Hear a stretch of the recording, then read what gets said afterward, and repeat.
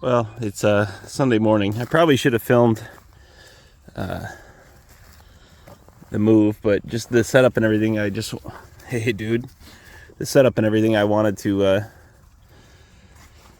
just get them moved so I could get down before church. But I'm starting to see some bags on some of the older girls that were bred first. And there's some thinner ones, like this is one of my thinner ones, but you know, we'll see what happens with her.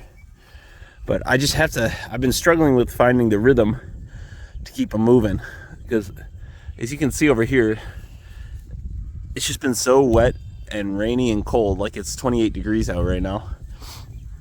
The grass isn't doing anything. It just hit the pause button on me. So we're just making use of low kind of wet meadow right now. Well, it's not wet meadow, but it's low meadow. And we're gonna give them this for a while. And the grass is only about 4 inches high, you know, and I'm really making a management decision that goes against the grain for me. But then we'll head up onto this hill, maybe come back this way. And I'm just stalling till we get into my best fields for lambing. And this weather is simply not cooperating. We're gonna have like 40s and 50s and sun for a few days, and then it's rain again. So you know, at some point I think I got to hit the go button and not wait for perfect conditions. But enough of me grousing. These guys, it was so fun. I moved them into fresh ground, and even the old mama cow there was kicking up her heels, just enjoying life a little bit, to get on something dry and green and not messy. And you can see I rolled some hay in this little spot this winter, and the grass is poking through. Look, the grass is poking through. We got some clover. I'm very optimistic about this, and I guess Bob found a bone out here. And as you can see, Shep is with him again off the drag. She's off probation, and it's been that way for a couple days, and she's been doing really good. A lot happier too, the dog. And so if they can behave, then I think we're in a good spot. It's fascinating to see that a few of these animals are eschewing the hay and choosing the green grass again. I do wonder if there's something there that even mineral and good hay isn't providing, because they are leaving alfalfa and grass mix hay to eat this. The grass is just not long enough, but I gotta do it. I gotta keep moving them. I can't leave them in mud. And she's skipping that little bit of clover. I love how fast their mouths move. Yeah, she's picking out little bits of grass, being very choosy. And back to hay.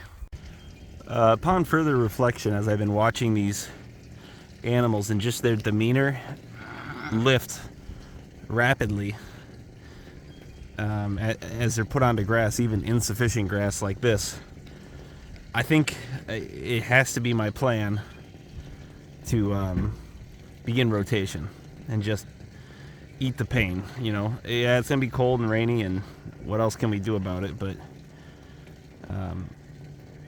they thrive so much better when even though they're eating hay, right? They're going back and forth, so they want the grass, they want the hay, and we need to begin that transition. And so I think I'm gonna have to commit to setting up moves now. Yeah, I think that's what we're gonna have to do, is just set up moves and get going, and really move. I think we'll just have to move quickly, so we just tip the grass instead of really grub it down to nothing and set it back. So this is the balancing act that one has to figure for and manage for in these difficult transition periods between seasons.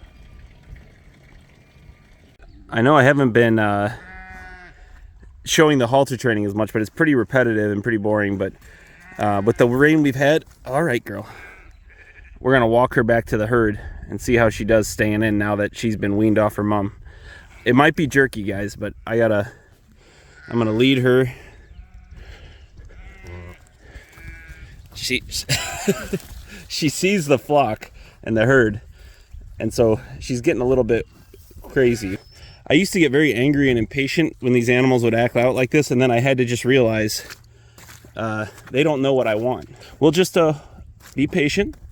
So when she pulls on the rope, I just stand still until she gives me slack on the rope. See how she gives me slack? Come on, girl, let's go.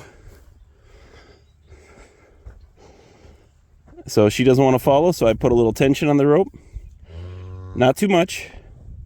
And she'll come. A little more tension. And then she gives me slack. And pretty soon she'll start walking with me. And the nice thing is with all this training, you guys like my towel? I wiped to wipe my tractor seat off. With enough training here. Oh, you want that green grass? I'll let you have some green grass. Nobody's going to eat that. All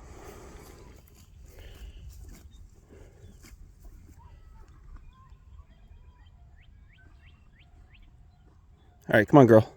There's lots of grass with your mom. Anyway, she let me put that halter on freestanding today, so I take that as a good sign. That's her mom coming over to say hi. They've been separated for about 2 weeks.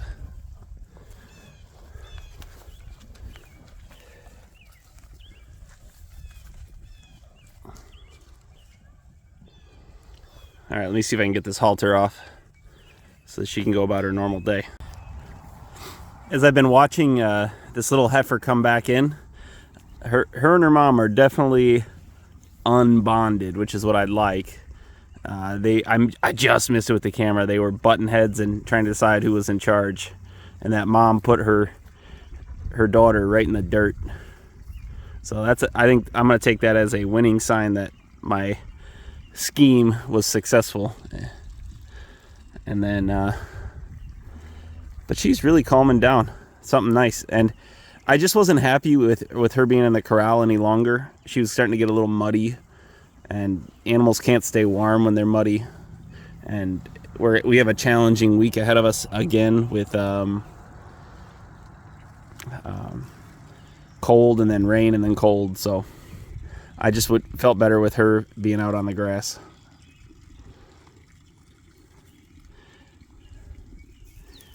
Yeah, this makes me a lot happier, what I'm looking at now versus what I was looking at.